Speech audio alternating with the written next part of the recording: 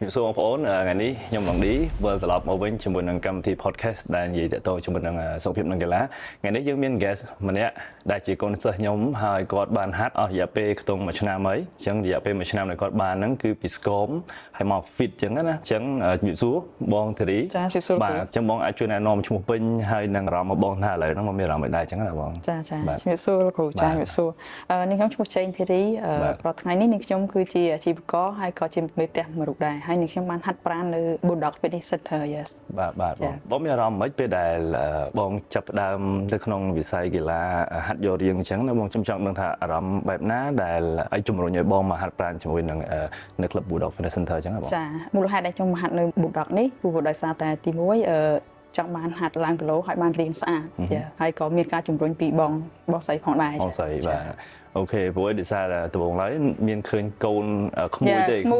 ត់មកហាត់ដំបងឡើយទេហើយគាត់មកឃើញម្ដាយគាត់មកបានគាត់ណែនាំតគ្នាអញ្ចឹងទៅអូខេបងចុះពីមុនបងចង់ថាស្គមដល់កម្រិតណារហូតដល់បងចង់ផ្លាស់ប្ដូររូបរាងថ្មីអញ្ចឹងណាបងចាពីមុនបងមានអារម្មណ៍មិនដែរពេលស្គមអញ្ចឹងពេលស្គមមានអារម្មណ៍ថាដូចខ្លួនឯងមានរាងហើយក៏អត់មានកំហាប់សាច់ដុំដូចថារាងកាយយើងមិនរឹងមាំណាចាបានជាបុរសតែលឺលហៀពីបងស្រីថាពាក់សឹកខោពៅទេបងនិយាយមែនចឹងណាក៏ប៉ុន្តែចាក់ស្ដែងគឺលំហាត់ប្រាណយើងជួយវិញបានច្រើនជួយបានច្រើនយើងមិនពាក់ខោពៅយើងចាំបាច់ពាក់កៅអៅ brand ថ្លៃពេកក៏បានដែរឲ្យតែយើងបានរៀងស្អាតយើងពាក់កៅអៅលាក៏យើងស្អាតដែរជាពិសេសគឺអារម្មណ៍របស់បងក៏រៀងថ្លៃជាងមុនដែរត្រូវបាទជួយប្រាប់បានថាអារម្មណ៍មិនពេលដែលយើងបានរៀងមកយើង fit ហើយរៀងមកតាមចិត្តដែលយើងចង់បានអញ្ចឹងណា Yes មានអារម្មណ៍ថាសប្បាយហើយវាមានកម្លាំងចិត្តក្នុងការយើងធ្វើអ្វីមួយដែលយើងចង់ធ្វើអញ្ចឹងធម្មតារូបយើងស្អាតសុខភាពយើងល្អកំហាប់សាច់ដុំយើងមានអញ្ចឹងយើងថាអារម្មណ៍យើងល្អក្នុងការទៅធ្វើការងារផ្សេងអញ្ចឹងណាធម្មតាយើងមានរាងកាយមាំមួនសុខភាពល្អកំហាប់សាច់ដុំល្អហើយយើងបានទៅមើលថែមនុស្សជាទីស្រឡាញ់របស់យើងបានដែរព្រោះធម្មតាសុខភាពយើងល្អបានយើងទៅមើលថែមនុស្សជាទីស្រឡាញ់យើងបានអញ្ចឹងណាបាទបងបាទកត្តាអីខ្លះដែលធ្វើឲ្យបងមកជាប់លាប់ប្រចាំថ្ងៃដូចខ្ញុំឃើញរាល់ថ្ងៃនេះអញ្ចឹងណាដូចមានមួយរយៈដែលបងសម្រាប់ដូចជាមួយអាទិត្យជាប៉ុន្តែក្រៅពីហ្នឹងដូចបងជាប់លាប់ខ្លាំងមែនទែនមកគិតទៅមួយឆ្នាំ3ខែត្រូវបាទតើអីដែលធ្វើឲ្យបងមកជាប់លាប់ហើយសំខាន់គឺទៀងពេលទៀតថាអ្វីទៅជាជំរុញការទឹកចិត្តនៃការមកជាប់លាប់អញ្ចឹងណាបងអាហ្នឹងខ្ញុំសូមត្រូវទី1អរគុណគ្រូលោកគ្រូខ្ញុំអូខេអរគុណលោកគ្រូគាត់បានshare នៅបទពិសោធន៍ហើយក៏បង្រៀននៅតិចខ្លះក្នុងការហាត់ដើម្បីខ្ញុំមានកម្លាំងចិត្តក្នុងការហាត់បានរៀងរាល់ថ្ងៃអញ្ចឹងណាពីព្រោះដូចថាតាំងពីការលោកគ្រូប្រាប់ពីតិចក្នុងការហាត់ដូចជាការហូបចុកក៏ដូចជាការកាត់បន្ថយ stress អីផ្សេងដែលធ្វើឲ្យយើងធ្វើបានដល់ថ្ងៃបើនិយាយរឿងកាត់ stress វិញខ្ញុំមិនប្រាប់បងថាអីក៏ដោយកុំឲ្យ stress លេងគេបុកឡានបងហ៎ទុកឡានចោលហើយមកហាត់ប្រាណធម្មតាណាអូយយីមែននិយាយទៅលេង stress ហ្មងគេបុកឡានហើយក៏លេងខឹងគេដែរតែយើងអាហ្នឹងរត់មកស្ដាយធ្វើមិនបើយើងនៅទៀតក៏វាអត់ដោះស្រាយបានគេដោះស្រាយទៅហើយមកហាត់ប្រាណធម្មតាហើយពេលសួរថៃបានលេតិចតួចហ្នឹងគឺគេប៉ះឡានហើយខ្ញុំមក surprise វាហ្នឹងថាអូខេយ៉ាងមានថាកាត់ stress សាហាវជាងគ្រូទៀតបាទហ្នឹងវាសំខាន់មែនតើបងប្អូនបើគិតទៅបើយើងនៅតែ stress យើងអត់ចេះ manage stress level យើងបានល្អទេសួរថាធ្វើម៉េចបើយើងហាត់មកទៀងពេលធ្វើម៉េចបានយើងញ៉ាំគ្រប់គ្រាន់ហើយញ៉ាំឆ្ងាញ់ដែរធ្វើម៉េចបើយើងបានគេងស្កប់ស្កល់ដោយសារអីយើង stress អញ្ចឹងយើងគួរតែ stress រឿងអាតិចតូចតាចហ្នឹងរឿងធំដុំយើងធ្វើបានទេតែបង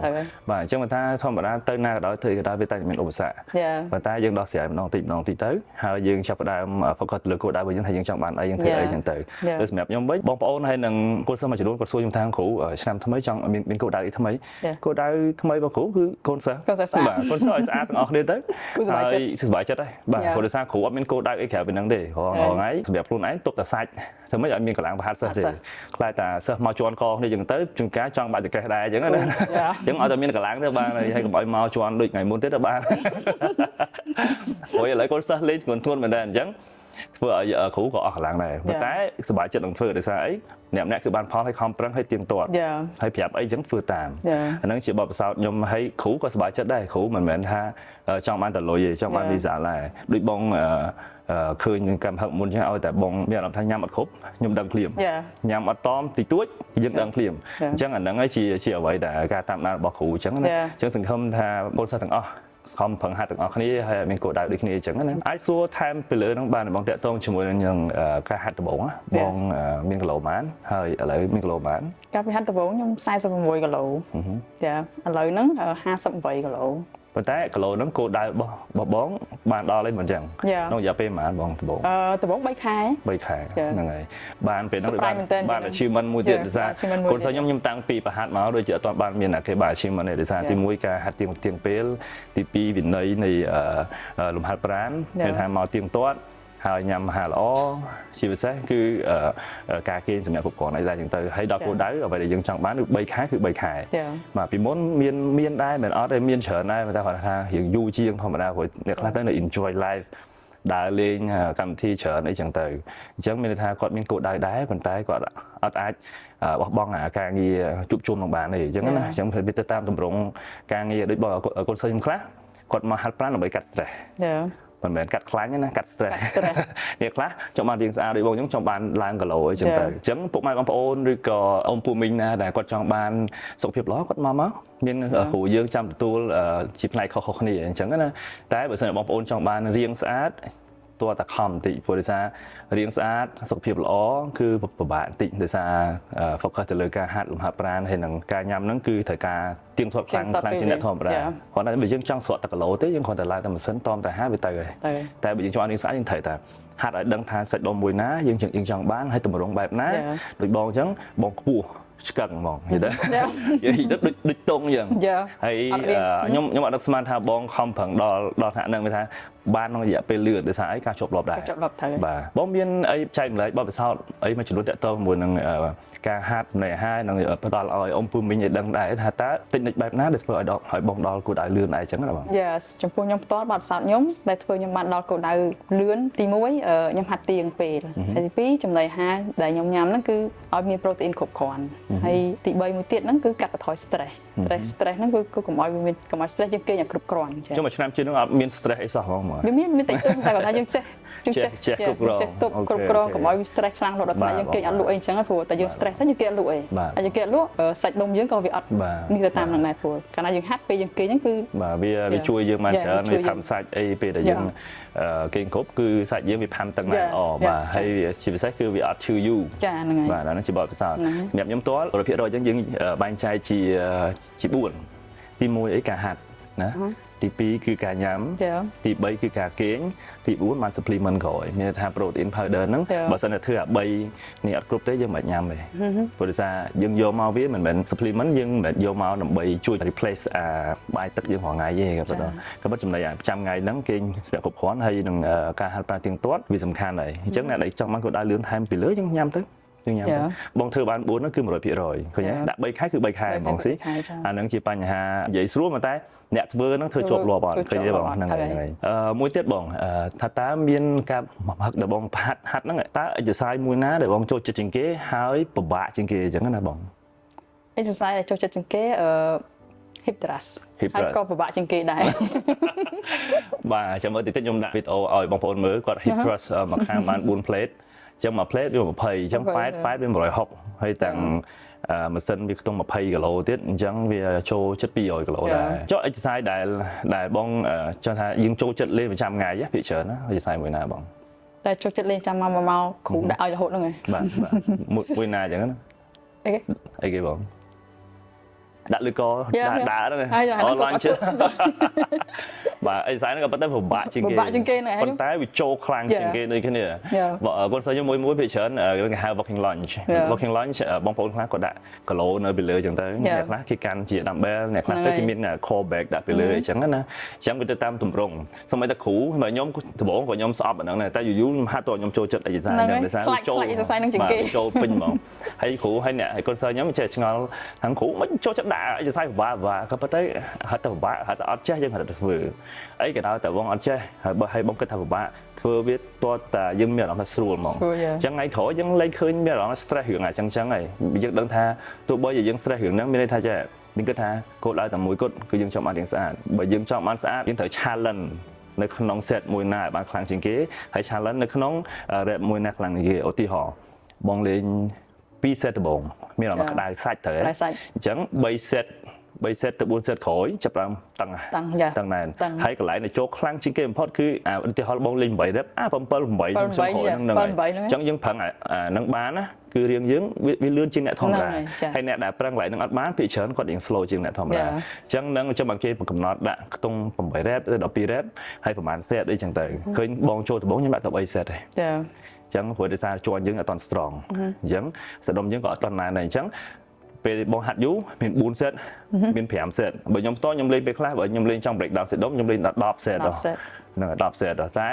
10 set ហ្នឹងយើងលេង12 exercise 3 exercise ក្នុងមួយថ្ងៃទេអាហ្នឹងវាខុសគ្នាតាមគោលដៅអញ្ចឹងណាបងបាទក្នុងវីដេអូនេះយើងចង់ចែកម្លេចតាក់ទងជាមួយនឹង technique មួយចំនួនឲ្យចេះ challenge ទៅលើ set ហើយនឹង rep នៅបានល្អហើយនឹងដកដង្ហើមបានល្អដូចគ្នាអញ្ចឹងបងណាខ្ញុំឆ្ងល់តែបងអ្នកក៏ជាអ្នករស់ស៊ីដែរហ្នឹងហើយថាតើបង manage អាពេលវេលាហ្នឹងមិនធ្វើមិនឲ្យបានឲ្យមកហាត់បានទៀងទាត់អញ្ចឹងណាព្រោះលោបងប្អូនខ្លះគាត់តែនិយាយថាគ្រូមានពេលទេណាហ្នឹងខ្ញុំចាស់ហើយឥឡូវបង40ម៉ានហើយបងជំរាប44ណាបាទ44ណាឃើញបងប្អូន44ហើយហ្នឹងហើយប៉ុន្តែគាត់មានពេលវេលាគ្រប់គ្រាន់តែស្អី24ម៉ោងយើងមាន24ម៉ោងដូចគ្នាតាមអញ្ចឹងបងធ្វើការម៉ោង8ម៉ោងឧទាហរណ៍ហើយចុះគេងប្រហែល8ម៉ោងចុះ8ម៉ោងទៅធ្វើអីឃើញទេបងតែបងអាចជួយប្រាប់ទីបានបង manage ធ្វើម៉េចអារែងម៉ោងម៉េចឲ្យវាបានខ្ទង់ម៉ោងឲ្យទៀងអញ្ចឹងណាបងបាទចាចំពោះឡើងហ្នឹងខ្ញុំតាំងពីមុនមកខ្ញុំធ្វើការរហូតលោកគ្រូដូចលោកគ្រូនិយាយចឹង24ម៉ោងគឺខ្ញុំធ្វើការសឹងថាយើងអត់មាននិយាយថាអត់មានពេលយើងហាត់ប្រាណអញ្ចឹងណាតែចាប់ពីខ្ញុំចូលហាត់ប្រាណមកខ្ញុំបែងចែកពេលវេលាខ្ញុំត្រូវដកពេល1ម៉ោងឬ1ម៉ោងកន្លះគឺសម្រាប់ខ្លួនឯងពីព្រោះដោយសារតើតើយើងចេះស្រឡាញ់ខ្លួនឯងយើងថែទាំខ្លួនឯងបានល្អបានយើងអាចទៅថែទាំមនុស្សជាទីស្រឡាញ់យើងបានអញ្ចឹងខ្ញុំយកពាក្យនោះមកដាក់ក្នុងខ្លួនអញ្ចឹងដល់មកគឺខ្ញុំត្រូវតែមកហាត់ប្រាណដើម្បីខ្ញុំឲ្យបានរាងកាយខ្ញុំមកមុនហើយសុខភាពល្អហើយរាងកាយខ្ញុំស្អាតច្បាស់លាស់ច្បាស់លាស់ពីព្រោះខ្ញុំត្រូវតែដក1ម៉ោងឬ1ម៉ោងកន្លះសម្រាប់ខ្លួនឯងគឺខ្ញុំតែប្រាប់ខ្លួនឯងថាខ្ញុំត្រូវដកពេលវេលានោះគឺសម្រាប់ខ្លួនឯងយើងគិតថាវាជាការងារបញ្ចប់ចាំថ្ងៃរបស់យើងទៅចាការងារចាំថ្ងៃយើងត្រូវធ្វើព្រោះអ្នកខ្លះគាត់តែងតែគិតថាមហាប្រាណទាត់ចាំទាត់តនេចាហ្នឹងហើយពាក្យថាចាំមួយគឺចាំរហូតហើយសម្រាប់ខ្ញុំat least ខ្ញុំធ្វើមិនបញ្ចប់បានកន្លះម៉ោងតិចបំផុតនៅក្នុងមួយថ្ងៃហើយបើសិនជាយើងអត់ធ្វើគ្មានពីណាគេមកធ្វើជំនួសចាហ្នឹងមានអ្នកធ្វើជំនួសយើងបានថ្ងៃនេះបើសិនខ្ញុំហាត់ជំនួសគេបានហើយខ្ញុំបានលុយច្រើនជាងនឹងទៀតតែក៏មិនថោកដែរស៊ីថ្លៃយើងតែឈឺសាច់ចឹងហ្នឹងហើយអាហ្នឹងចឹងអ្វីដែលខ្ញុំចង់ចែកម្លែកថ្ងៃនេះក៏ប៉ុន្តែពេលវេលាវាសំខាន់សម្រាប់បងប្អូនប៉ុន្តែសួរថាបងប្អូនចង់ចំណាយលុយទៅពេទ្យឬក៏ក្រែពេទ្យថ្លៃបាទចំណាយលុយមកតិចតួចហើយនឹងប្រើពេលតិចតួចជាមួយនឹងលំហាត់ប្រាណនៅក្លឹបហាត់ប្រាណជាមួយគ្រូឬក៏ហាត់ខ្លួនឯងក៏បានដែរព្រោះនេះជាការងារដែលយើងត្រូវធ្វើជារៀងរាល់ថ្ងៃយើងត្រូវតែធ្វើវាជារៀងរាល់ថ្ងៃដើម្បីយើងបានរាងកាយមកមួនបាទក៏ប៉ុន្តែមួយថ្ងៃតែ1ម៉ោងចា1ម៉ោងអ្នកខ្លះអង្គុយផឹកស៊ីមួយយប់4 5ម៉ោងចាហ្នឹងហើយហើយបងហើយខ្ញុំសរសើរបងមួយបងអត់ចេះទៅនិយាយទៅអត់ចេះផឹកទេហើយធ្លាប់មានមួយថ្ងៃសិនស្រាខ្ញុំមើលខ្ញុំជុំដាក់ទៅ10ម៉ោងអញ្ចឹងហើយស្អែកឡើងខ្ញុំសួរផឹកអត់ពេលនោះអត់ផឹកទេតែគាត់សែខ្ញុំមើលហ្នឹងគេនឹងបងប្រុសគាត់អ្នកហូបទេណែជាធម្មតាយើងបងប្អូនអ្នកដែលហាត់កីឡាពីច្រើនយើងត្រូវតែតមស្រាហ្នឹងគឺខ្លាំងជាងគេហើយតមកបានយើងគិតរឿងចំណីអាហារបានល្អព្រោះតែពេលដែលយើងញ៉ាំចំណីអាហារល្អប៉ុណ្ណាក៏ដោយគេគ្រប់ប៉ុណ្ណាក៏ដោយញ៉ាំទឹកគ្រាន់ប៉ុណ្ណាក៏ដោយពេលយើងដាក់ស្រាផឹកកាត់វីតាមីនកាត់ប្រូតេអ៊ីនកាត់អីអស់ dehydrate បាត់អស់ជាតិទឹកក្នុងខ្លួនអញ្ចឹងសាច់យើងលេងផាំបាត់ជាចាហ្នឹងហើយហើយអាហ្នឹងជាចំណុចខ្លាំងរបស់បងមួយដែរហ្នឹងហើយអញ្ចឹងបងប្អូនអ្នកដែលចង់បានរាងស្អាតកុំភ្លេចណាពេលដែលយើងមកហាត់ប្រាណកុំភ្លេចតមចាពេលតមស្រាហើយនឹងតមរបស់ដែលយើងទៅតមហ្នឹងគឺវាមានច្រើនតែស្រាហ្នឹងគឺចាំបាច់ជាងគេតែយើងអត់តមអត់បានទេភាគច្រើនគ្រាន់តែយើងស្អែកឡើងយើងគ្រាន់តែ hand over មក recover មកបានខ្ទង់2ទៅ3ថ្ងៃទៅតាម system របស់យើងអញ្ចឹងណាជួយខាត់ពេលវាឡើងវិញបងសុំមួយទៀតតកតងជាមួយនឹងលំហាត់ប្រាណដដែលហ្នឹងហើយខ្ញុំចង់ឲ្យបងចែកម្លែកក្បួនខ្លះហ្នឹងហើយពី personal របស់បងផងតើបងដាក់ចិត្តដាក់កាយបែបណានៅក្នុងពេលហាត់ហ្នឹងដើម្បីឲ្យយើងមានអារម្មណ៍មួយថាកុំឲ្យធុញណាបងបាទព្រោះអ្នកខ្លះគាត់ថាហាត់បាន2ថ្ងៃធុញណាហាត់ក្បាច់ដែរធុញណាអញ្ចឹងណាអ្វីទៅដែលទាញចិត្តមកឲ្យបងមានអារម្មណ៍មួយថា enjoy ជាមួយនឹងការហាត់ប្រាណជាមួយគ្រូឬក៏បងហាត់ខ្លួនឯងនៅផ្ទះអីចឹងតិចតួចអញ្ចឹងថាតើមានកលឹះបែបណាដើម្បីឲ្យចែកម្លែកបងប្អូនយើងដឹងដែរអញ្ចឹងណាបងចាគឺខ្ញុំចង់ជម្រាបបងប្អូនដែរថាគឺត្រូវតែចាំបាច់យើងត្រូវតែមានគ្រូពីព្រោះគ្រូទី1គាត់ប្រាប់ពីតិចក្នុងការគណិតក្នុងការលើកដូចជាដុំដាច់ម្ដុំអីចឹងទៅយើងមិនចិត្តតែលើកមកដំបងទេណាដុំដាច់ម្ដុំយើងត្រូវមានវិធីក្នុងការលើកអញ្ចឹងយើងគិតមើលថាអ្នកខ្លះគាត់អាចលើកបាន10គីឡូធ្ងន់គាត់លើកបានធ្ងន់ណាចាអញ្ចឹងយើងត្រូវទី1យើងត្រូវតែមានគ្រូដើម្បីគាត់នៅចាំមើលហើយក៏ដូចជាប្រាប់ពីវិធីសាស្ត្រក្នុងការលើកឬក៏អត់ទៅធុញបងចាហ្នឹងគ្រូជេរទៅ ហ្នឹងហើយយើងទៅមើលគ្រូហើយទី2បងទី2ការមហាត់គឺខ្ញុំដំបូងខ្ញុំហាត់ហ្នឹងគឺលោកគ្រូគាត់បាននិយាយគ្រូតដែលគ្រូទៀតនិយាយទៅអត់ពេលមានគ្រូអត់ធុញហ្មងគ្រូអត់ធុញចាដូចគាត់ប្រាប់យើងអញ្ចឹងទៅហើយដល់ពេលខ្ញុំហាត់ទៅឃើញមានយើងហាត់ទៅពេលដែលថាយើងហាត់ទៅពីមួយថ្ងៃទៅមួយថ្ងៃយើងរាងកាយយើងវារឹងមាំហើយយើងឃើញរាងអញ្ចឹងវារាងស្អាតតិចទៅធ្វើយើងមានកម្លាំងចិត្តអញ្ចឹងធ្វើខ្ញុំមកហាត់បានមានការតាំងចិត្តមកហាត់អញ្ចឹងណាលោកគ្រូព្រោះតែសារជាទឹកចិត្តមួយហើយពីព្រោះដោយសារខ្ញុំគិតមើលទៅកម្ពស់1.65 m ហើយគីឡូយើង46គីឡូវាទៅវាអត់មានរាងណាបាទពីមុនចាវាអត់មានរាងដល់ពេលយើងហាត់ទៅយើងឃើញមានរាងស្អាតទៅយើងចិត្តស្រឡាញ់រាងខ្លួនឯងហើយរាងកាយយើងក៏រឹងមាំដែរហើយនឹងមួយទៀត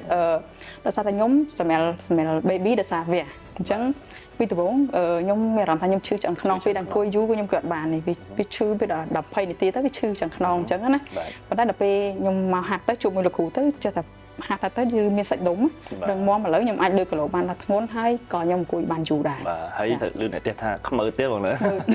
ទៅស្អាតអីគ្រូដើរមានថាដំណើរយើងមិនពុតមិនអីគឺដើរចេញមកគឺខ្មើដរិចអញ្ចឹងណាស្អាតខ្មើហ្មងបងប្អូនបើដឹងថាខ្មើនឹងមិនទេរបៀបគេដើរតូចអែនចេញមករៀងអសអេសអញ្ចឹងណាបងប្អូនហ្នឹងហើយជាពិសេសគឺមុខកញ្ចក់បងមិនដឹងហ៎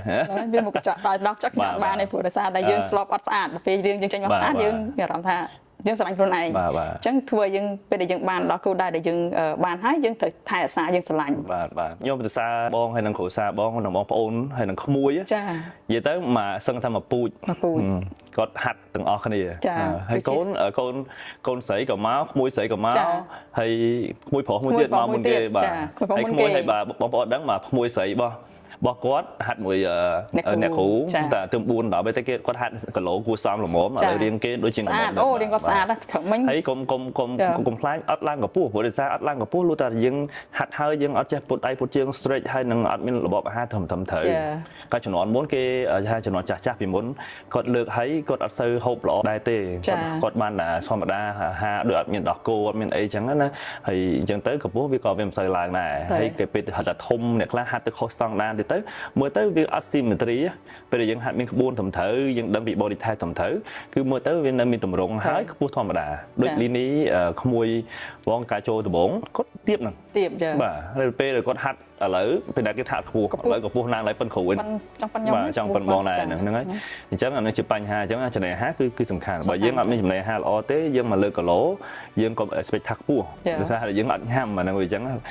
ធម្មតាបងហ្នឹងហើយបងមាន idea អីខ្លះដែលចែកម្លែកព្រោះខ្ញុំគិតថាបងប្រុសក៏គាត់ជាអ្នកហូបដែរហើយក៏មានបងក៏ធ្វើការរកដែរអញ្ចឹងអញ្ចឹងបងធ្វើម៉េចបានបងបត់ខ្លួនបានពេលដែលបងឧទាហរណ៍ថាបងទៅកម្មវិធីអញ្ចឹងបងនិយាយបែបម៉េចហើយបងមានគោលដៅបែបម៉េចខ្លះដើម្បីធ្វើឲ្យកុំឲ្យមានអារម្មណ៍ថាខ្លួនឯងហ្នឹងចូលជាមួយគេចុះហើយអត់ផឹកស្រាផឹកអីចឹងណាបងបាទចំពោះខ្ញុំភាគច្រើនមានលេសមានអីអត់ចឹងណាមានលេសយកកូនភាគច្រើនថាកូនយើងមានកូនទូចអីចេះចោះចឹងណាយើងត្រូវមើលកូនចឹងទៅពេលខ្លះប្រាប់គាត់ទៅថាខ្ញុំត្រូវមានកូនទូចយើងត្រូវមើលកូនអីចឹងទៅគាត់ត្រូវទៅសាលាទៅអីចឹងទៅណាចាហើយពេលខ្លះក៏បងប្រុសគាត់ជួយខ្លះទៅអីទៅចឹងទៅបាទអត់មានសុកអង្គុយអីនៅឃើញកម្មវិធីអីនេះអត់មានទេបងអត់ទេអាហ្នឹងជាចំណុចតិចតូចប៉ុន្តែវាធ្វើឲ្យយើងទៅដល់គោលដៅលឿនចាដោយសារតែយើងក៏មើលងាយការងារកប៉ុកព្រោះការងារតូចតាចហ្នឹងឯងធ្វើឲ្យដល់ការងារធំដុំហ្នឹងឲ្យវាដល់គោលដៅលឿនចាអញ្ចឹងសរុបមកវិញបងហាត់បានយើងដល់រងថ្ងៃនេះគឺដោយសារតែការតាំងចិត្តហើយគោលដៅរបស់បងអីគេ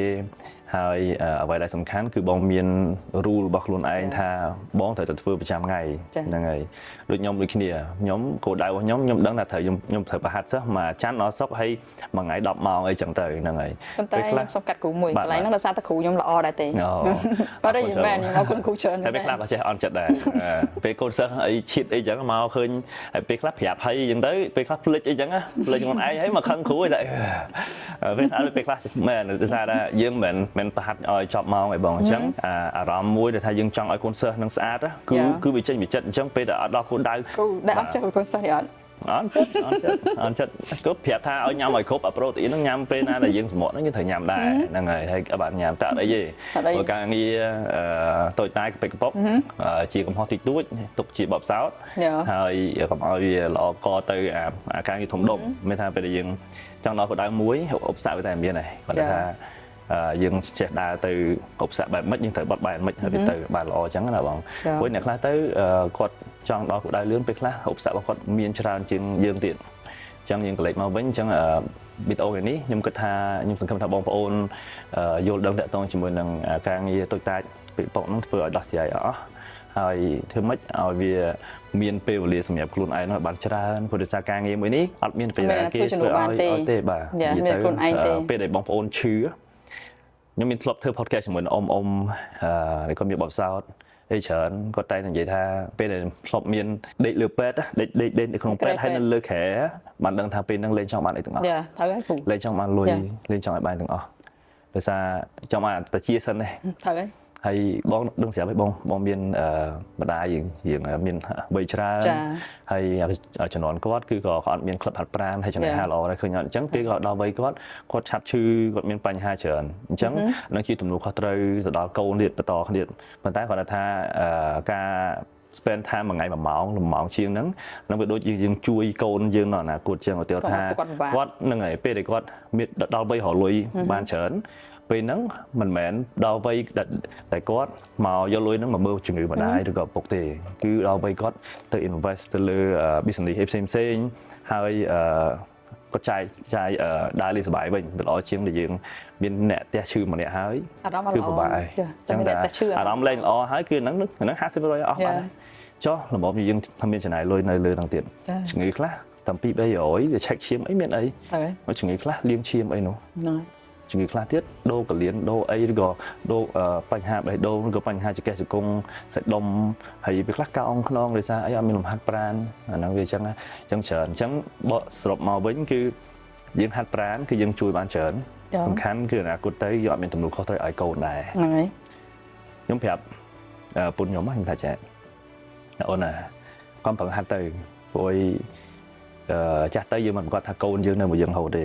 អញ្ចឹង at least ឲ្យកូនយើងសប្បាយចិត្តនឹងជាមួយយើងដែលយើងអត់ចេះឈឺផងហើយ